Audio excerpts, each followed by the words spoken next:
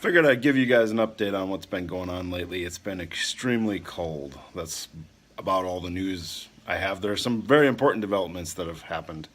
But for the most part, it's been minus 20, minus 17. I kind of see out the window. It's yucky outside. But I had my interview with potential sponsors for this diesel technician program, and RDO picked me up right in the town, probably half hour away. That is the same town where the tech school for the program is. And during the interview process, I mentioned, whenever you've got work, I don't have to wait till I have an internship with you. I'll sweep floors, change oil, whatever you want to do. So I got a job right away in their wash bay, scrubbing down combines and big tractors. And soon here, I'm going to move into setting up combine heads and doing oil changes and stuff like that. So I have basically as many hours as a part-time person can have working at RDO already, who's going to sponsor me through school for diesel mechanic. So that's a great news career-wise. However, with the negative temperatures and now full-time work setting in, the mobile welding is being replaced. Actually, this last week, my truck gelled up. It had some water in the fuel. So in the process of that, I was going to fire up the generator to get a battery charger and some stuff going, and my generator wouldn't start either, so I have to go through all that stuff and fix it up. It's technically supposed to be downtime for that anyway, so I can get all that going. But then that leads into another issue as far as sharpening stuff and making weapons. My option, as you've seen in the undermount box video, is to slide the grinder into a receiver hitch on the truck and stand outside. It's not happening, which kind of means that channel activities are going to be on hold for a little while unless some measures are taken to reinstitute some kind of space to do that in. And I've been doing some brainstorming and some thinking about that. What I'd like to do is set up a trailer that has all the grinders and stuff in it. And then when I go out to the location where they're cut, because I don't want to fill their shop with grinder dust and all kinds of stuff. And it'd be unfair for me to set up in the corner and expect things not to move. It's not my shop, it's somebody else's. So if I had an enclosed trailer, say like a horse trailer, because it needs to somewhat be metal, otherwise I'm going to set it on fire, and mounted all the stations in there, hooked it up so I could plug in the generator when I get it working again and get all that stuff hooked up. It would be a space where I could actually make eBay inventory so that I can make some sales on the knife thing. And then I've got permission to weld docks and lifts on the side still and do corrals and stuff like that. Farm equipment I have to run through RDO because I don't want to be, any breach of contract with them in any way.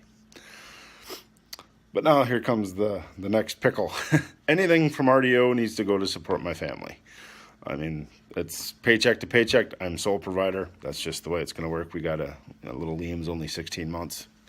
I'd just as soon, if possible, allow mommy to stay home with him because she wants to.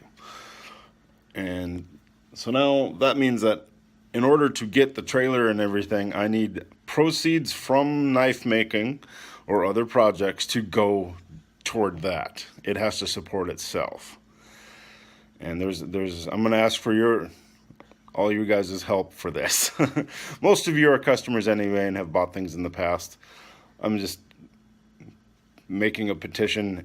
If you want to see more videos, I need projects to do. And if you want that to happen, I need spaces to work in, which means I need projects to do so I can afford that space. Now, there are several ways you can help me right now. I'll get into those in a minute. But I'm actually toying with the idea of doing Patreon, but right now there's all the hullabaloo about what's going on with that. And I'm a little leery the way things like YouTube and so forth are going toward anything weapon related. I'm a blacksmith that makes swords and sharp objects. I'm really scared that this platform is going to crumble out from under me and I'm not going to be able to do anything within probably the next 5 years.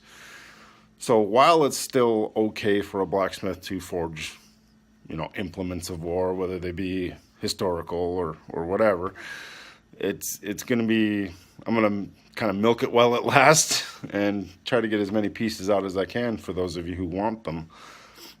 It's just looking down the road, something's going to have to change. There's going to have to be some kind of platform for knife makers and sword collectors where we do our own thing. Maybe our own video hosting, maybe our own crowdfunding. But leave in the comments what you think, whether or not I should do a Patreon, and what you'd like to see for tiers. I know I'd kind of like to see, you know, various types of production pieces I do for sale in the tiers.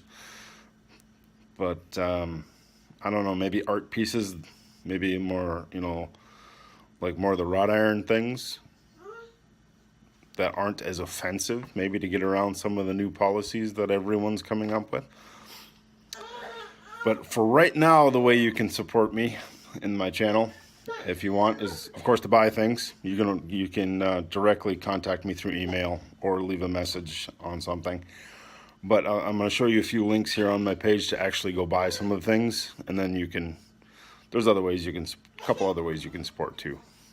First and foremost, if you go to my home page here, there's the eBay button. If you go there, I'll just do it. You can go to eBay and you can see everything that I'm currently selling, which isn't much. Again, I don't have time to replace inventory right now. I don't have a workspace yet. And we need to work out the details of getting that so that I can get you guys your stuff when you do order it. So then we'll go back here. And then another way is to go to this little PayPal thing here. And you can directly donate if you want. The amount is up to you.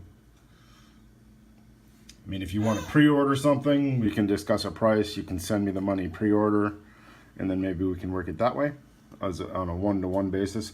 Just don't flood me with those unless we have contact information involved, because this system really doesn't work well for that. I want to be able to make sure I get you what you ordered. And then another way to do it is on any of my videos, I should say most of my videos, I should double check my links. There's a little thing here, we'll pause this real quick, we don't need the noise. Let's see here, show more. You can order t-shirts from Teespring, and I'll get a small chunk from that. There's a shirt, t-shirt, and also an option for a sweatshirt. So those are some ways you can support the channel right now. Obviously the t-shirts and the PayPal donations could go toward a facility to make the hungamungus to fill orders with and stuff like that. So I figured I'd just give you a heads up on where I'm at with the channel. That my hands are kind of tied until the weather gets nicer, or until I get a long weekend or something to really get into sharpening a lot of stuff.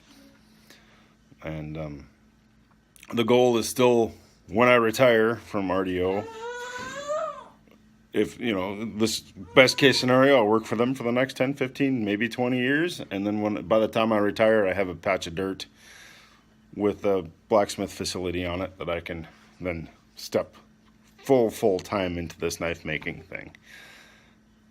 But thanks YouTube for all your support. I'm up to 229 subscribers. And even when I wasn't posting videos regularly, because I wanted to do 3 a week, it's just not possible lately. It's still growing slowly, which I'm very happy with.